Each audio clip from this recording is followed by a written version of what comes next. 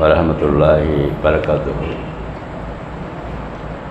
அல்ஹம்துலில்லாஹி ரப்பில் ஆலமீன் வல் ஆகிபத்து லில் முத்தகீன் வஸ்ஸலாத்து வஸ்ஸலாமு அலா ரசூலில்லாஹி ஸல்லல்லாஹு அலைஹி வஸல்லம் வாலிஹி வஸஹ்பிஹி அஜ்மாயின். அம்மா பாத். கண்ணியமிக்க எல்லாம் அல்ல அல்லாஹ் சுப்ஹானஹு வ தஆலாவின் நல்லடியார்களே, அல்லாஹுடைய கிருபையால் நம்முடைய அக்ஸா மஸ்ஜிதில் ஒவ்வொரு வாரம் செவ்வாய்க்கிழமை மக்ரிப் தொழுகைக்கு பிறகு 10 நிமிடம் ரசூலுல்லாஹி ஸல்லல்லாஹு அலைஹி வஸல்லம் அவர்களுடைய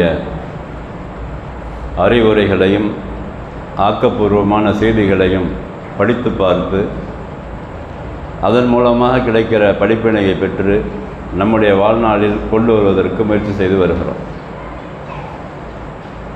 அந்த வரிசையில் இன்றைய தினம் நாம் பார்க்க இருக்கிற ஹதீஸ் புகாரியில் 681வது ஹதீஸாக பதிவு செய்யப்பட்டிருக்கிறது. அனஸ் இப்னு மாலிக் ரலியல்லாஹு அன்ஹு அவர்கள் அறிவிக்கிறார்கள். பலமான செய்தியாக பதிவு செய்யப்பட்டிருக்கிறது. இந்த ஹதீஸ் இன்றைய தினம் நம்முடைய அக்ஸா மீடியாவில் அவங்க அனுப்பியிருக்கிறாங்க. அதை படித்து பார்த்தவர்கள் ஷேர் பண்ணியிருப்பீர்கள் என்று நம்புகிறேன்.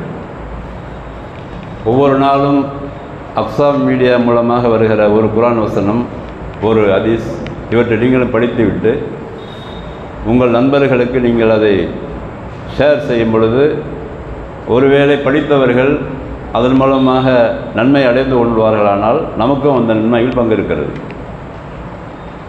இந்த ஹதீஸில் ரசூல் ஸல்லல்லாஹு அலைஹி வஸல்லம் அவர்கள் லம் யஹ்ருஜு நபி ஸல்லல்லாஹு அலைஹி வஸல்லம் ஸலாஸன், ரசூல் ஸல்லல்லாஹு அலைஹி வஸல்லம் அவர்களுக்கும் அவர்கள் தொழுகிற இடத்திற்கு மத்தியில் ஒரு திரை தான் இருக்கும். அவங்க வீட்டில் இப்போ கூட நீங்கள் பார்க்கலாம். மதீனா போனீங்கன்னா அவங்க அடக்கம் பண்ணியிருக்கிற அந்த இடத்துக்கு பக்கத்தில் தான் அந்த ஜன்னத்து ரவுலா என்று சொல்லக்கூடிய இடம் இருக்கும். அதுதான் அன்றைக்கு ரசூல் ஸல்லல்லாஹு அலைஹி வஸல்லம் அவர்கள் தொழுத இடமாகவும் இருந்தது. அப்போ வீட்டில் இருந்து அவங்க அந்த தொழுகிற இடத்தை பார்க்கிற மாதிரி அன்றைய காலத்தில் இருந்தது. அந்த திரையை விலக்கி கொண்டு 3 நாட்கள் ரசூல் ஸல்லல்லாஹு அலைஹி வஸல்லம் அவர்கள் வெளியே வரவில்லை. அனஸ் பின் மாலிக் ரலியல்லாஹு சொல்கிறாங்க, உகீமத்து ஸலாத்து, வெளியே வரல என்பதனால தொழுகை நிப்பாட்டப்படக்கூடாது இல்லையா, அதனால் அங்கே இக்காமத் சொல்லப்பட்டது. இப்போ தஹப அபூபக்கர் ரலியல்லாஹு அன்ஹு அவர்கள் முன்னால் போகிறாங்க. எதுக்கு? எத்தகத்தமு, அவர்கள் தொழுகையை இமாமாக இருந்து நிறைவேற்றுவதற்காக முன்னாடி போகிறாங்க. ஃபகால நபி ஸல்லல்லாஹு அலைஹி வஸல்லம் பில் ஹிஜாபி ஃபரஃபாஹு, நபி ஸல்லல்லாஹு அலைஹி வஸல்லம் அவர்கள் ரசூலுல்லாஹ் அவங்க அபூபக்கர் ரலியல்லாஹு போகிறாங்க இமாம் செய்கிறதுக்கு. ரசூல் ஸல்லல்லாஹு அலைஹி வஸல்லம் அவர்கள் அந்த திரையை விலக்கிட்டு பார்க்குறாங்க. இந்த பக்கம் பார்க்கும்போது பார்க்குறாங்க, அபூபக்கர் போய் நின்று ஜமாத் நடத்துகிறாரு. மக்கள்லாம் வரிசையாக நிற்கிறாங்க.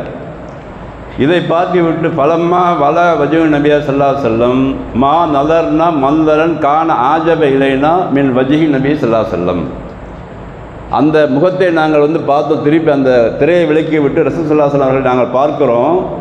அவர்கள் முகம் அப்படியே ரொம்ப சந்தோஷமாக இருக்கிறது. இது போன்று எந்த ஒரு சந்தர்ப்பத்திலையும் நாங்கள் பார்க்கவில்லை அப்படின்னு இவங்க சொல்கிறாங்க. எல்லாம் சேர்ந்து சஹாபாக்கள்லாம் நாங்கள் பல நேரங்களில் ரசூலுல்லாஹ் சந்திச்சிருக்கிறோம். ஆனால் அபூபக்கர் ரலியல்லாஹு அன்ஹு அவர்கள் இமாமாக இருந்து எல்லோரும் வரிசையாக நின்று தொழுகின்ற அந்த காட்சியை ரசூல் ஸல்லல்லாஹு அலைஹி வஸல்லம் பார்த்து விட்டு திரையை விலக்கி அவங்களோட முகத்தை காமிச்சாங்க. எங்கள்கிட்ட பார்க்கும்போது அப்படி ஒரு நூர் அந்த முகத்தில் இருந்தது, அப்படி ஒரு சந்தோஷம் இருந்தது. அதுபோன்று நாங்கள் எப்பயுமே பார்க்கலை. அவங்க முகத்தை பார்க்கும்போது எங்களுக்கு ரொம்ப ஆசையாக இருந்தது, ரொம்ப அழகாக இருந்தது அப்படி சொல்லிட்டு வஹீன வலனா ஃப அவும நபி ஸல்லல்லாஹு அலைஹி வஸல்லம் பி யதிஹி இலா அபூபக்கர் ரலியல்லாஹு அன்ஹு எதுக்காக வேண்டி எத்தகத்தம, ரசூல் ஸல்லல்லாஹு அலைஹி வஸல்லம் அங்கிருந்து திறக்கிறாங்க. திறக்கும்போது அவங்க கையால் சைகை செய்கிறாங்க. என்ன பேச முடியாத சூழ்நிலை இறுதி கட்டமாக ஆகிவிடுகிறது. அது லாஸ்ட்டாக 3 நாளுக்கு முன்னாடி நடந்த சம்பவம் இது. அப்போ அவங்களால பேச முடியல. உடனே சைகை நீங்கள் இக்காமத் செய்யுங்க, எல்லாம் நில்லுங்க அப்படின்ட்டு அங்கேருந்து சைகை காமிக்கிறாங்க ரசூல் ஸல்லல்லாஹு அலைஹி வஸல்லம் அவர்கள். அப்போ அர்ஹன் நபி ஸல்லல்லாஹு அலைஹி வஸல்லம் அல் ஹிஜாப, அதற்கு பிறகு இதை பார்த்துட்டு சந்தோஷமாக ஆன பிறகு அந்த திரையை மூடி விட்டு உள்ளே போனவங்க தான் ஃபலம் எக்குதொர், அவங்க வெளியே வரவில்லை. அலைஹி ஹத்தா மாத்த, அவர்களுடைய உயிர் பிரிகின்ற வரை, வஃபாத்தாகின்ற வரை அவர்கள் அந்த கடைசியாக பார்த்த காட்சி இதுதான். கடைசியாக பார்த்த காட்சி என்னது? அபூபக்கர் ரலியல்லாஹு அன்ஹு அவர்கள் இமாமத்து செய்ய போகிறாங்க. மக்கள் எல்லாம் வரிசையாக நிற்கிறாங்க. அவங்க திரையை விலக்கி பார்க்குறாங்க. பார்க்கும்போது அவ்வளோ ஒரு சந்தோஷப்படுகிறாங்க. அந்த சந்தோஷப்படும் பொழுது அவர்கள் முகத்தில் நாங்கள் பார்த்த சந்தோஷத்தை போன்று எப்போதுமே பார்க்கவில்லை என்று சொல்லிவிட்டு அதற்கு பிறகு உள்ள அந்த திரையை இருந்து மூடிவிட்டு உள்ளே போனவங்க தான் அதற்கு பிறகு திரும்பியே வரவில்லை, அங்கேயே அவர்கள் வஃபாத்தாகி விட்டார்கள் என்று இவங்க அறிவிக்கிறாங்க. இதை மேலோட்டமாக பார்க்கும்போது சில நேரத்தில் ஒன்றும் புரியாத மாதிரி இருக்கும். அது திரையை விளக்குனா என்ன, அது திறந்து பார்த்தா என்ன, சிரிச்சா என்னன்னு நம்ம நினைப்போம். ஆனால் இதுக்குள்ளே தான் ஒரு முக்கியமான விஷயத்தை ரசூல் ஸல்லல்லாஹு அலைஹி வஸல்லம் சமுதாயத்துக்கு சொல்லிட்டு போகிறாங்க. என்னென்னு சொன்னாக்கா, இறுதியாக ரசூல் ஸல்லல்லாஹு அலைஹி வஸல்லம் அவர்கள் பார்த்து சந்தோஷப்பட்ட விஷயம் என்னது? நாம் ஒரு விஷயத்தை இந்த மனித சமுதாயத்துக்கு கொடுத்தோம், இறுதியாக நாம் இந்த உலகத்தை விட்டு செல்ல போகிறோம். ஆனால் நாம் சென்றதற்கு பிறகும் இன்னொரு ஜமாத்து ஒன்று நம்மை பின்தொடர்ந்து செல்ல போகிறது. அப்போ பின்தொடர்ந்து செல்ல போகிற அந்த விஷயம்தான் ரசூல் ஸல்லல்லாஹு அலைஹி வஸல்லம் அவர்களுக்கு மிக விருப்பமானதாக இருந்திருக்கிறது. இது வேறு எதை பார்த்து சந்தோஷப்படல. அபூபக்கர் ரலியல்லாஹு அன்ஹு இமாமத் செய்வதையும் மக்கள் வரிசையாக நிற்பதையும் ஜமாத்து நடைபெறுகிற அந்த காட்சியை மட்டும் பார்த்து விட்டு தான் ரசூல் ஸல்லல்லாஹு அலைஹி வஸல்லம் வஃபாத்தாக இருக்கிறாங்க. சும்மா வஃபாத்தாவில் சிரித்து கொண்டே வஃபாத்தாக இருக்கிறாங்க. என்ன காரணம்னு சொன்னாக்கா, நாம் ஒரு விஷயத்தை மக்களுக்கு ஏவி இருக்கிறோம். கிட்டத்தட்ட 23 ஆண்டுகளாக அல்லாஹ்ண்டா யார், மறுமை என்றா என்ன, உலகம்னா என்ன, எப்படி அல்லாஹ்வை நெருங்க வேண்டும், எந்த அடிப்படையில் நெருங்க வேண்டும் எல்லாம் சொல்லிக் கொடுத்துருக்குறோம். நாம் மௌத்தானாலும் நமக்கு பின்னாடி இன்னொரு ஜமாத்து ஒன்று இருக்கிறது, தயாராக இருக்கிறது. அதற்கு தலைவரும் இருக்கிறார். நான் மௌத்தானாலும் எனக்கு பின்னாடி வரக்கூடிய அந்த சமுதாயத்திற்கு ஒரு தலைவரும் இருக்கிறார், அவரை பின்பற்றக்கூடிய மக்களும் இருக்கிறார்கள்.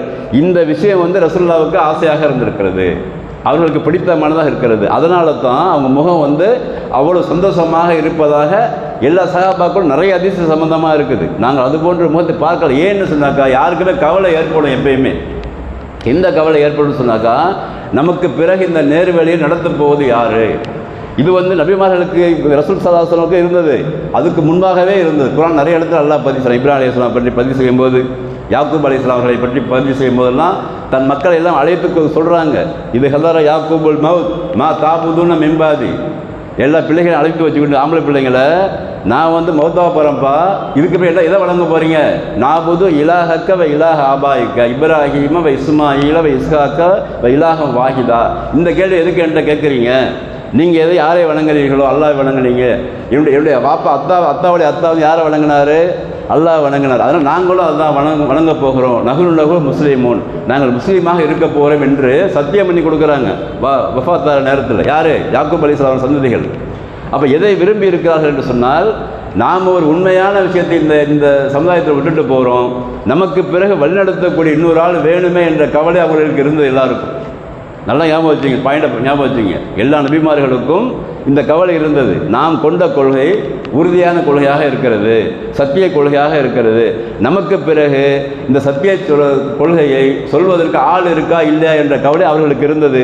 அந்த கவலையை நம் சமுதாயத்துக்கு பட வேண்டும் என்று ரசூலுல்லாஹ் சொல்லிக் கொடுத்தாங்க. நான் எப்படி இந்த சமுதாயத்தை பார்த்து கவலைப்பட்டேனோ, எனக்கு பிறகு எப்படி நான் திரையை விலக்கி விட்டு சந்தோஷப்பட்டேனோ, அது மாதிரி அவரவர்கள் இருக்கிற இடங்களில் அவரவர்கள் காலங்களில் ரசூல் ஸல்லல்லாஹு அலைஹி வஸல்லம் எது விருப்பமாக இருந்ததோ அதை செய்துவிட்டு நம்முடைய குடும்பத்தின் நிலைமை என்னான்னு யோசித்து பார்க்கணும்.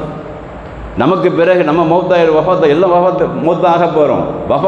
மௌத் ஆன பிறகு நமக்கு பிறகு இந்த விஷயத்தை கொண்டு போகிறது யார்? நம்ம குடும்பத்தில் கொண்டு போகிறது யார்? இப்படி ஒவ்வொரு தனி மனிதனும் சிந்திக்க வேண்டிய கடமை நமக்கு இருக்குது. நம்ம தொழுகிற 5 வேளை அல்ஹம்துலில்லாஹ் அல்லாஹ்வுடைய கிருபையால்.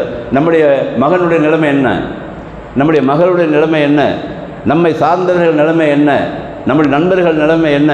இவர்கள் எங்கே சென்று கொண்டிருக்கார்கள் என்ற கவலை இல்லை. கவலைப்பட்டால் தான் அந்த கவலை தான் ரசூலுல்லாஹ்வுக்கு பிடிக்கும். அதனால தான் சஹாபாக்கள் ரசூல் ஸல்லல்லாஹு அலைஹி வஸல்லம் என்ன பிடித்ததோ அதை நோக்கி முதல்ல அழைக்க ஆரம்பித்தார்கள். அல்லாஹ்வுக்கு என்ன பிடிக்குமோ அதன் பக்கம் மக்களை அழைக்க ஆரம்பித்தார்கள். ஏற்கனவே படித்தமே இல்லையா? நம்ம ஏற்கனவே படித்தமே இல்லை. ஐயோ அம்மாலே அகப்பு இதெல்லாம் படித்தோம். அல்லாஹ்வுக்கு மிக பிடித்தமாக நம்மள எது?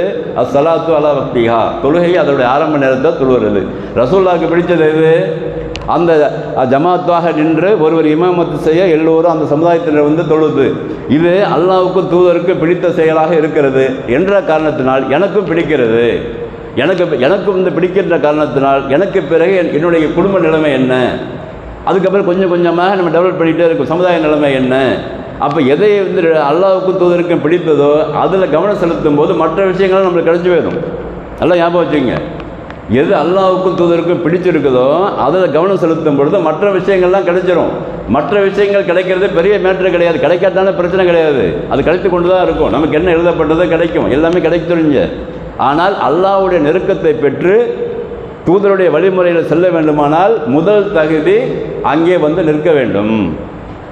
அந்த அங்கே வந்து நிற்க வேண்டும். இந்த நாலேஜ் இல்லாத காரணத்தினால தான் இந்த சமுதாயம் இன்றைக்கு வந்து இவ்வளோ போயிட்டுருக்கு, பிற்போக்க போகிறதுக்கு காரணம் இது ஒன்று தான். முதல் காரணம் இதுதான். பல அறிவாளிகள் என்று சொல்லிக்கொள்பவர்கள் வேறு வேறு காரணங்களை சமுதாயத்தில் போய் போடுறாங்க. ஆனால் முதல் காரணம் இதுதான். முதல் காரணம் இதில் எப்போ நீங்கள் வந்து வர்றீங்களோ, உள்ளே வர்றீங்களோ, எப்போ இதில் வந்து அதை தலையிடுவோம் நம்ம, அப்போ சமுதாயத்துடைய அடுத்த கட்டத்துக்கு அல்லாஹ் நம்மளை கொண்டு போவோம். அதில் வந்து பொடுபோக்காக இருக்கிற காரணம் தான் முதல் காரணமாக இன்றைய சமுதாயத்தை போட்டு எல்லாம் போட்டு மிதிக்கிறான் பாருங்க. உலக அளவில் இன்றைக்கு வந்து போட்டு மிதிக்கிறதுக்கு ரீசன் என்னது? தொழுகையை இந்த சமுதாயத்தில் பெரும்பாலான மனிதர்கள் கைவிட்டது தான் காரணம். வேறு வேறு காரணங்கள் எல்லாம் இந்த உலகத்தில் நம்ம உயர்த்தி விடும் என்று நினைக்கிறார்கள். உயர்த்தி விடும், உலக ரீதியாக உயர்த்தும். ஆனால் நாம் கொண்டிருக்கிற கொள்கையை வந்து அடிப்படையான கொள்கை எப்படி இருக்குன்னு சொன்னாக்கா, முதல்ல அல்லாஹ்வை நெருங்க வேண்டும். அதற்கு ஒரே வழி தொழுகை தான். அதை வந்து நம்ம சொல்லிக்கொண்டே தான் இருக்கணும். முதலாக சொல்ல வேண்டிய சப்ஜெக்ட் என்னது? நமக்கும் நம்முடைய குடும்பத்தினருக்கும் எல்லாருக்கும் சொல்ல வேண்டிய சப்ஜெக்ட் தொழுகையின் பக்கம் முதல்ல வாருங்க, அப்புறமா அடுத்ததை பற்றி பேசுவோம். உலக ரீதியில் எத்தனை பட்டம் பதவிகள் கிடைத்தாலும் அவைகளெல்லாம் இந்த உலகத்தோடு போகிறது தானே. மறுமையில் கேட்கப்படுகிற கேள்வி முதல்ல தொழுகை தானே. அந்த தொழுகையில் நாம் எந்த அளவுக்கு ஈடுபாடோடும், எந்த அளவுக்கு அக்கறையோடும், எந்த அளவுக்கு சரியான நேரத்தில் தொழுகை ஆரம்பித்து விட்டோம் என்று சொன்னாலே நமக்குள்ளே முதல்ல ஒரு மிகப்பெரிய முன்னேற்றம் ஏற்படும். உலக ரீதியாக, குடும்ப ரீதியாக ஏற்படும். அப்போ குடும்பத்துக்குள்ளே அதை பற்றி பேச ஆரம்பிக்கணும். முதல்ல ஏன் தொல்லை, காரணம் என்ன சொல்லு அப்படின்னு சொல்லி. அப்போ இதையெல்லாம் கவனம் செலுத்தித்தான் இந்த அதிசயம் இப்படி அணுக வேண்டியிருக்குது. இதை வந்து வெளிப்படையாக அந்த வார்த்தை அர்த்தம் வச்சுட்டு படித்தோம்னா உண்மையிலே புரியாது. ஏன் ரசூலுல்லாஹ் சிரித்தாங்க, ஏன் திரையை விளக்கி பார்த்தாங்க, ஏன் அவங்க சந்தோஷப்பட்டாங்க, அந்த முகம் ஏன் அவ்வளோ சந்தோஷமாக இருந்தது என்று சொன்னால், நமக்கு பின்னாடி விட்டு போகிற சமுதாயம் ஒரு தலைமையை கொண்டிருக்கிறது. அவர்களை பின்பற்றக்கூடிய ஒரு லைனாக நிற்கிறவங்க யார்? பின்னாடி பின்பற்றக்கூடியவர்கள். முதல்ல ரசூல் ஸல்லல்லாஹு அலைஹி வஸல்லம் அவர்கள் ஜமாத் என்பதை ஏன் கட்டமைத்தார்கள் என்று பல ஹதீஸ்களில் வருது. நான் குறிப்பாக சொல்லி ஒரு நிமிஷம் லேட்டான பிரச்சனை இல்லை. காரணம் என்னவென்று சொன்னால், இந்த சமுதாய ஒற்றுமை தான் அதில் காரணம்.